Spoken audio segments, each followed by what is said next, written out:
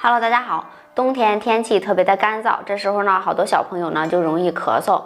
每到这时候呢，我都经常会用橘子和白萝卜呢，给我家的小朋友呢做一道美食，经常吃一点呢，效果非常的好。下面呢，咱们先把橘子洗一下。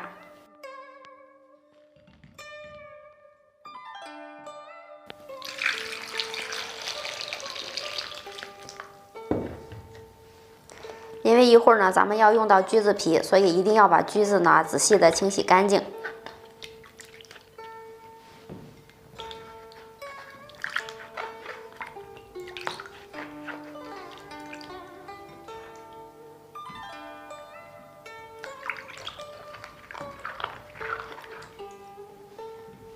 下面呢，咱们把萝卜也清洗一下。咱们在用的时候呢，用这种白皮的萝卜，因为这种萝卜呢，效果呢会比较不错。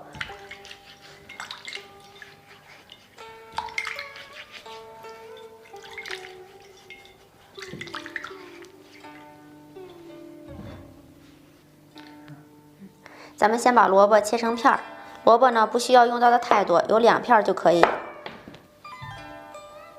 下面呢，咱们把萝卜跟橘子呢开始上锅蒸。因为橘子皮里边含有一种物质叫做挥发油，经过蒸了以后呢，更容易被吸收。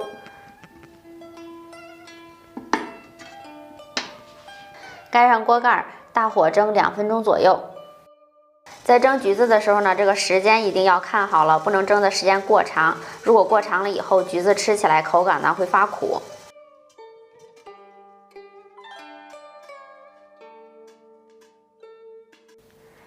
橘子晾凉了以后，准备一个干净的罐头瓶子，然后把蒸熟的萝卜片放在底部，接着呢把橘子剥开。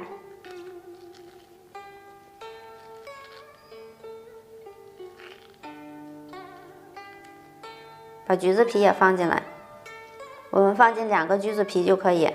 然后接着嘛，把橘子瓣一半一半的掰开，也放进来。接着放入4克冰糖，咱们这一瓶子呢放4克正合适，千万不要放多了。然后加入凉白开水，水的用量呢就把橘子和冰糖完全泡过来就可以。然后盖上盖子，泡24个小时就可以吃了。最后咱们总结一下，咱们用的萝卜呢最好是白萝卜。还有就是因为这个橘子皮呢，它有一点的苦味，所以呢我们需要放一点冰糖来中和一下。但是咱们记住，一定要放冰糖，不要放白砂糖，因为白砂糖吃了以后呢，嗓子呢多少呢会不舒服。还有就是橘子呢，我们最好呢是用砂糖橘来做，这样口感和效果呢都会比较好。我们在冰箱冷藏大概24个小时就可以吃了，每次呢吃的也不要太多，大概吃个4、5瓣就可以。最后一点要注意，咱们这个瓶子呢一定要刷干净以后控干净水，里边呢千万不要有生水，如果有生水的话呢，非常容易变质。